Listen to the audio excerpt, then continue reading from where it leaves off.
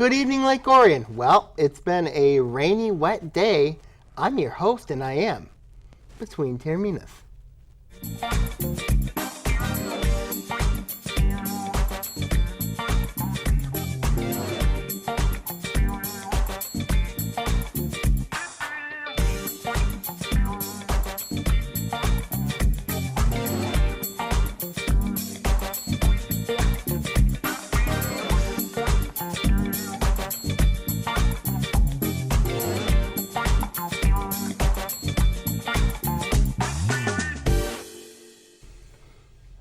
Yes, indeed. This is Between Taorminas here on ONTV. I'm your host, Anthony Taormina. You get a new promo.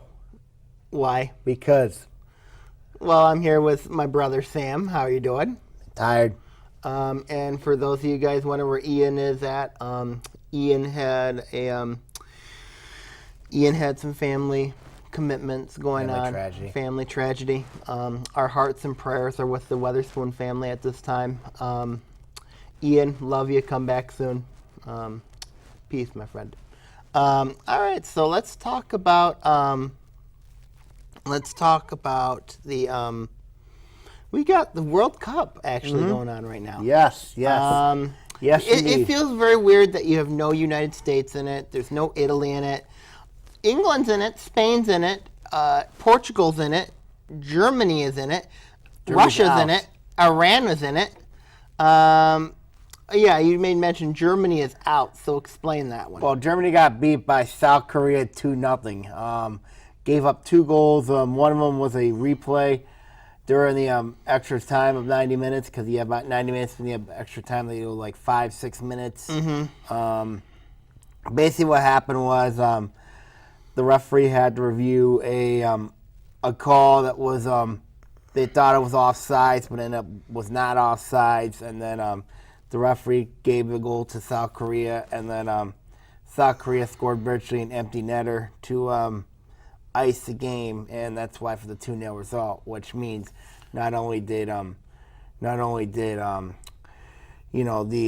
Mexicans advance, to the next round, but also I got to figure out the winner of the group stage. Sweden, yeah, they also advanced to the group stage as well. So Sweden won the group, Mexico was second, and then Germany ended up finishing last in their group, and that was really, really That's stunning, because when you think they're the defending World Cup champions. They're the defending World Cup champions, and it's the first time that they've been out in that stage since 1938, when it was Nazi Germany.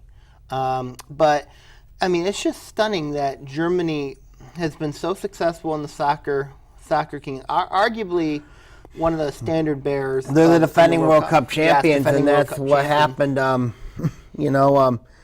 Sometimes it takes the cruelest of ill fates, and that's what happened to Germany here. How they lost that one to South Korea. South Korea was basically playing for pride. Basically, when you think of the World Cup, you're thinking of the European countries: Germany, France, England, Spain, Portugal, Italy, Poland, Russia. Sweden. Countries that are they're extremely competitive on the World Cup stage, and then you notice it just feels weird too at the same time with not having the United States in the World Cup. Well, the United States didn't do enough to get a qualification. They didn't earn their way to get into the World Cup tournament. They were beaten by Panama. I know. England lost beat one. Panama England pretty handily. killed Panama. So what does that say about the U.S. men's soccer team? It tells me that, that this is a team that needs new, fresh blood for the country. And I think they'll get it, but I just think at the end of the day they just didn't have enough to qualify. Canada didn't even qualify. Mexico, was a power in North America. You know what I mean? In soccer. In soccer. So. So basically... But you would arguably think the United States would be right there with Mexico. Well, you would, but not necessarily, you know what I mean? Not in years past. Right. So, and then in Asia, you have Japan, South Korea, Iran was in there. Iran's in the Middle East. Iran's in the Middle East. But still, and then obviously the host Russia. Russia's been doing extremely well in this. Russia's playing very well. I mean, they did not win their group. Of course, Croatia won their group.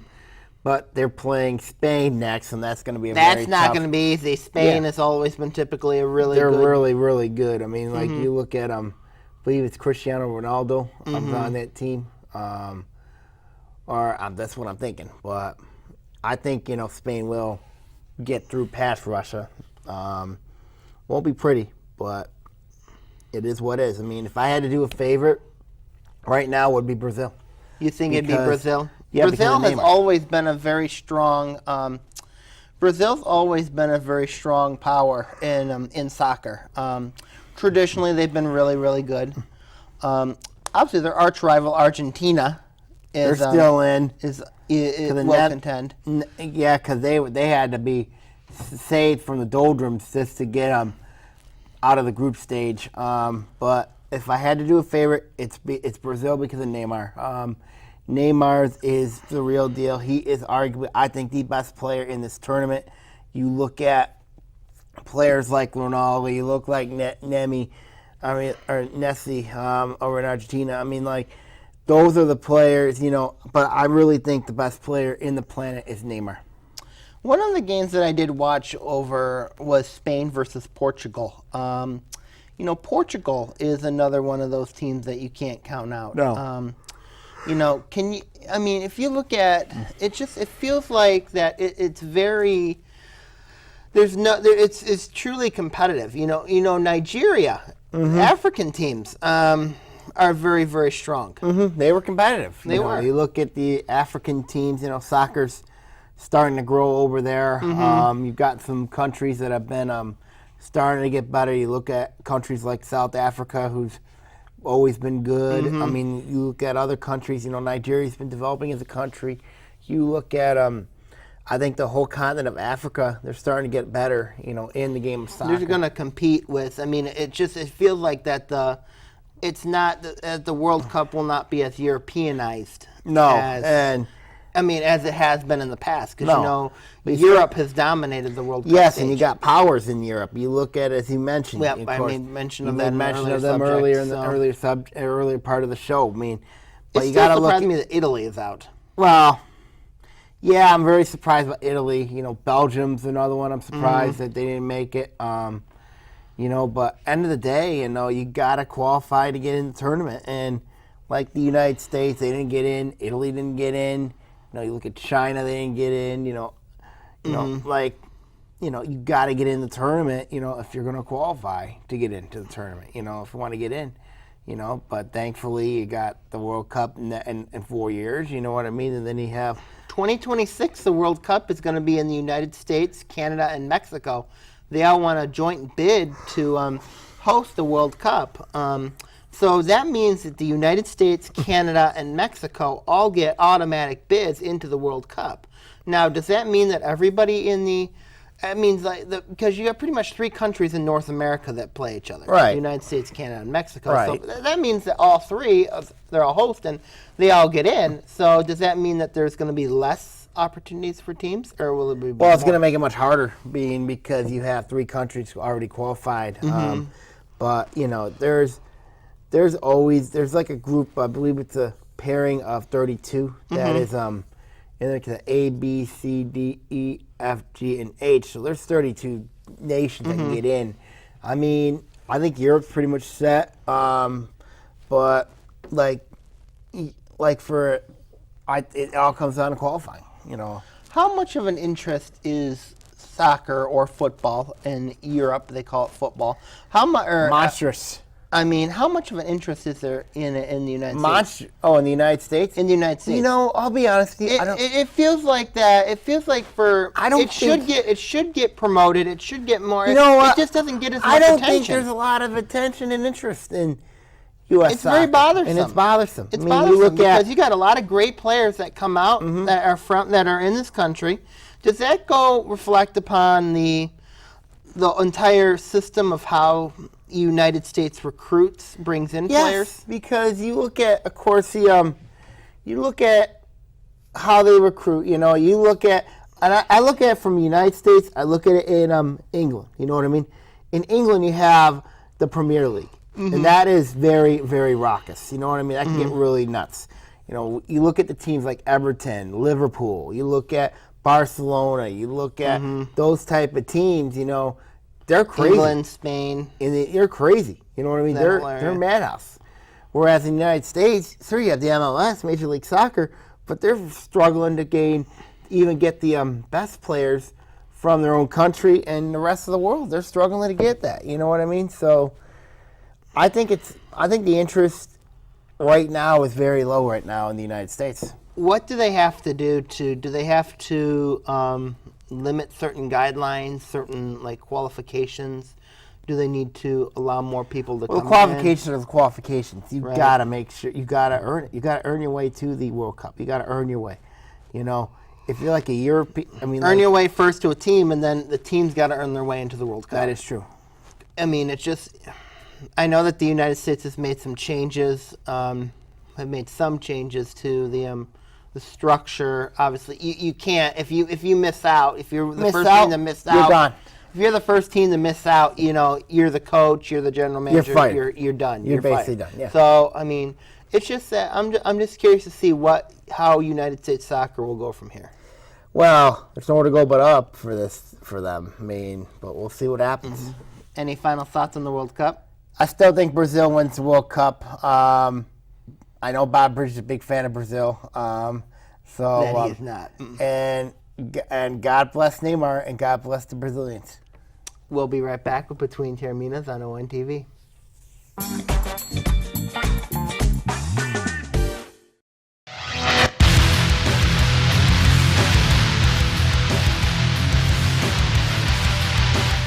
Hello, Oakland County. This is Sammy Taormina talking OA Now. In it, we'll talk various stories ranging from the state to Oakland County teams affecting the OAA. Catch us here on OA Now.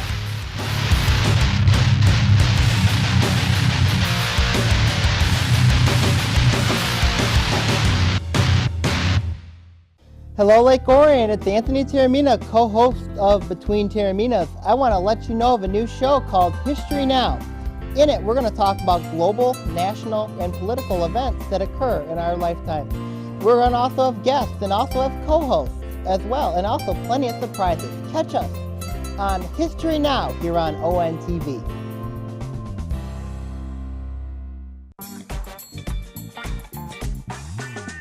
Welcome back to Between Taorminas here on ONTV. Sam, how are you doing? Tired. You tired? Yep.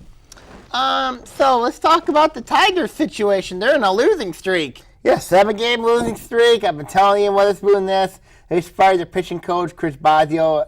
Allegedly, he said a derogatory remark about James McCann. They did fire him? They did fire him.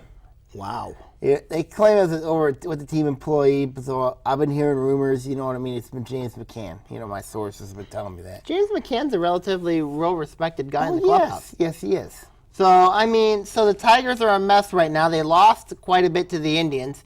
They were swept by the Indians. They're swept by the Reds. Swept by the Reds, in danger of getting swept by the Athletics.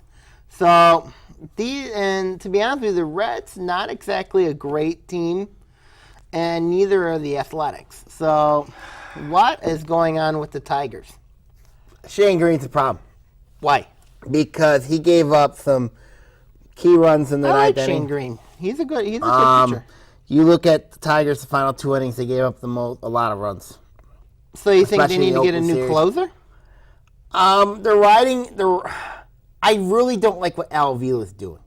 I mean, making the Tigers into the sell-high team, trying to get young prospects. I think that's not the way to go if you want to run a sports team. It works well if you're a small market team, but Detroit is not a small market team. It's a big market town. And you look at the reason why they're struggling is because of Al Avila's stupidity in decision making to go young and basically to just say, hey, let's go play 9 innings and basically and pray the Lord see what happens. I mean, their pitching staff's way too young. There's times they can't hit. Right. Victor Martinez is getting older, not getting younger, and this team really can't hit right now. So it seems like the division's already been It's already been lost. decided. Cleveland's already won the Cleveland's division. going to win the division. Minnesota right now is second. They just passed the Tigers. Tigers are still third? They're third right now. They're amazing 36 what's the to 44 right now, as of right now. How are you 8 games under 500 and you're third place in your division? Well, pretty simple. Your division's real bad. But here's the thing. The Tigers, before the Cincinnati series, they were 1 game under 500. They were 1 game under. 35-36. And that lost 7 of 8. They've lost 7. They're 36-37. That lost 7 straight. So what does that tell me about this team? That do they have a process? No. As long as Nick Castellanos can hit, this team is fine. If he struggles, That's a scary thing he because it wasn't struggles. that long ago we were talking about could Nick Castellanos hit? Because, I mean, if you looked at the focal point, the team, it was around Miguel Cabrera. he's out for the year. Now he's out for the year, and you're right. The Tigers are not getting any younger. Do you sell? Which players do you sell at the deadline? Shane Green, obviously. Jose Iglesias, you could trade Jose Iglesias because he got a shortstop in the minor league system who's very good. But what I don't understand for the Tigers is there's an outfield prospect who's in Toledo right now who is doing very well, and this team's not calling him up. That bothers me. I mean, if you want to be a full rebuild mode, Which they are right now. It Which they are sounds right like now. full rebuild. which is, to me, pathetic. That's why I think Al Vila should be fired. But when I look at the Tigers, this was going to be a tough rebuild than it was because all the success back in 2000 and starting in 2006, of course, the success under Jim Leland. And then, of course, I thought Brad Osmus' hire was a real disaster. Should it have been Ron Gartenhire then? Yes, it should have been Ron Gartenhire. Now Ron Gartenhire's managing Ron right Gartenhire now. is managing a team right now, but if Ron Gartenhire would have managed when Jim Leland stepped down, Tigers still would have been very good. You know what I mean? They still would have been good for a little while. I think the decision to bring in Brad Osmus was a terrible hire. Now, is the full rebuild done with? Not yet. But, you got to clearly see. I see Liriano going on, Iglesias, and Shane Green. Those are 3 pieces you could trade to a contender at the deadline. To bring in prospects. Yes. And I don't like to use the word prospects. You know what I mean? They're just young kids. So there's no chance of winning the division. No. Ian Weatherspoon has either been happy or sad. Yes, and the Cleveland Indians are going to win the division, and Ian Weatherspoon will be wearing the Cleveland Indians hat or going like this. Like the John drum. Adams do. Yep, like John Adams does with the drums in Cleveland. That's a perfect thing for him. He should go like this. Don't break the table. That'd be bad. That would be good for him. Jeez. So what would Ian Weatherspoon say to you if he was here? He'd be so happy. And Joe Johnson should be doing this too. Like this. Yes. All right, so any final thoughts on the Tigers? Yeah, they're done for. They're done. Yep. Okay, we'll be right back between Taorminas on One TV.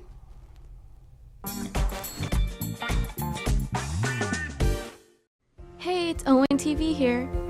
Now, have you ever had the urge to create your own TV show, or you just wanted to see what goes behind the scenes of making a TV program? Well, Owen TV has just the program for you. Owen TV offers studio and field production classes that allow you to take control and create the programs the way you want them to be. We will introduce you to media literacy skills and the fundamentals of program production in order to acquire the basic training needs for Owen TV equipment use. To get started, all you have to do is sign up for a free Owen TV orientation, where you will learn all about Owen TV and all the opportunities available to our volunteers, as well as meet the Owen TV staff and take a tour of our facility. After that, you can register for one of our production courses. Both the studio and field production courses are only $10 for Lake Orion residents and $25 for non-residents. For more information about Owen TV's production classes, feel free to call us at 248-386-3785 393-1060 or go to orionontv.org and click Register Now to sign up for classes. We hope to see you soon.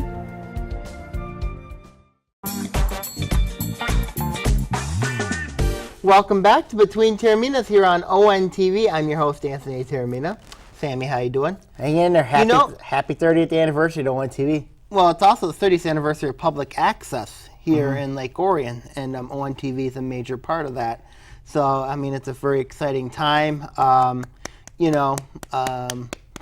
Being part of ONTV has just been quite an honor. It's been a great honor. Great honor, great accomplishment. Great honor, great accomplishment. I encourage a lot of you guys, if you're interested in public access and wanting to film your own show or wanting to come and produce your own shows or take studio classes or take podcast classes, ONTV is definitely the place for you guys. So definitely come on out to ONTV and public access. It's going 30 years Great strong. Experience. It's a great experience too. Great people here. Yes, definitely great people here. Talk Pistons. Yeah, let's talk about the Pistons. The Pistons got a new coach, Dwayne Casey. This is a Chinese soap opera. Who is a coach who used to be the coach of the Toronto Raptors, won NBA Coach of the Year. Can he bring back the excitement for the Pistons? The words NO mean something to you? Why? Because, let's see, you look at this franchise, Tom Gorse is a complete idiot. You know? Haven't you said that for the last several years? Tom Gorse is an idiot and a fraud. Wow. Karen Davidson was the same thing, a fraud. But I'm telling you right now, they don't have any peace. I mean, you look at the core. They have Blake Griffin. Blake Griffin, yeah, but can he play the can he play the three? Can this team has to be fully healthy when Reggie Jackson is healthy. If he's not healthy, they suck. And it's pretty simple why. Because Andre Drummond cannot play the 4. Blake Griffin cannot play the 3. And Reggie Jackson, he has to be on the floor of this team to be successful. I don't trust this roster. This is a horrible made roster that Sam Gundy put together. But now Dwayne Casey's got this project here. Mm-hmm. I mean, the Pistons, they don't have anybody who can create for their own self. Reggie Jackson. Besides Reggie Jackson. Blake Griffin can create his own shot. Yeah, but is he a proven three-point shooter? No. Andre Drummond is not a proven player either, besides the fact he's only 24. So when you look at this Piston team, this is a mess. This has always been a mess to begin with. And the fact that this franchise, do I think they're going to be a playoff team? No. It's possible they could be a playoff team. I mean, especially given the yeah, but are they going to be in the Eastern Conference championship discussion? No, but they can certainly build a team for the playoffs. I mean, it's a step in the. But this team is over the salary cap. When you look at that, they've got 3-4 bad contracts on that team.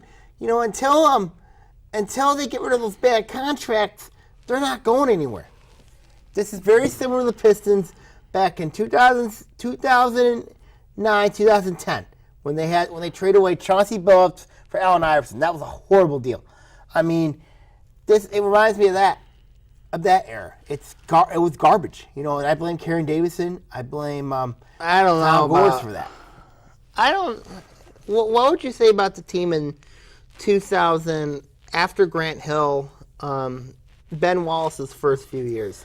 The Ben Wallace trade, Chucky Atkins coming over. That ended up being a great trade. That ended up being a great trade. People are going to say, well... Or no, Ben Wallace for Grant Hill. That's Grant Hill for Ben Wallace and Chucky Atkins both went for Grant Hill. Yeah. But it ended up being a really good trade because, when you look at the centerpiece of your team was Ben Wallace, people are going to say, who is Ben Wallace? Who is Ben Wallace? Well, were there bad contracts then? No. Ben Wallace signed a 5-year extension to be with the Pistons. I know that. Look what Ben Wallace became. Ben Wallace became one of the greatest players to be a Detroit Piston, and he did that through hard work and dedication. Joe Dumars built that team. He built it through trades, of course, the Reggie Hamilton, Jerry Stackhouse trade, that being a great trade. Signing Chauncey Rip Hamilton, not Reggie. I said Rip Hamilton. Rip, not Reggie. Signing Chauncey Billups. Reggie was Oakland. Signing Chauncey Billups to to a contract. That would end up being a really good deal. Having that young backcourt Jerry Stackhouse trade. and drafting Tayshaun Prince, you know what I mean? That was, and then, of course, what really got that together was the Rasheed Wallace trade. You know? Yeah, but Joe Dumars was there when, as I said, when Chauncey got traded for Yes, Allen that was Iverson. horrible. So, I mean, that was a tough one too. You know, so Dumars was a great GM, good and bad. So it wasn't like, you know, he certainly had a lot more good than bad. A lot more good than bad. So but when I look at this current crop right now, I just don't see a future. I just don't see any brightness. You know, when you look at, okay, you don't have a lot of changeable parts. You know, you don't. I mean, Andre Drummond, as mentioned, cannot play the 4. Blake Griffin cannot play the 3. And then I question his ball handling skills. And then you look at Reggie Jackson. He's virtually your only ball handler. they got their fair share of ball handlers. It's just that right now they've got some ugly contracts right now that They got gotta some go through. really bad contracts. Now Can they produce? That's the question. That's And the the thing is, can Dwayne Casey bring in the? Can he develop Can he develop them? Get the best out of them? I mean, if he develops them, then we could have a different conversation about the Pistons. Well, what the Pistons was, this is a different organization though, because Casey had to develop his team in Toronto from scratch. From scratch. This is a team that's got a foundation here. I don't think it's a good foundation. I think it's you have a A lot corrupt of people owner. would agree. I think Disagree. a lot of people disagree about my stance about him, but you got a corrupt owner in Tom Gores. I think he's the most corrupt owner in sports, and that's saying a lot because I criticized James Dolan. So, end of the day, It's wait and see. it's a wait and see with the Pistons. It's a wait and see. As long as Gores gets rid of that crappy entertainment garbage that he wants to do during Pistons games, that's fine with me. You know what I mean? As long as he gets rid of that crappy entertainment and all that fun stuff, you know, and make sure just the Pistons play basketball like it was back in 2004. You know what I mean? When Dumars was owning then the team. Davison's, Bill Davis, Right. and Karen Davison, both of them. So, I mean, who knows? We'll have to see how it goes. To wait and see with them. wait and see. But I don't think they're a playoff team though next year. Apparently, he won't be very popular at Little Caesars Arena. I pretty much will not be. But I'm waiting forward to free agency starting July 1st. Cannot wait for that. Yes, free agency, July 1st, both NHL and NBA. Let's talk about that for the last minute.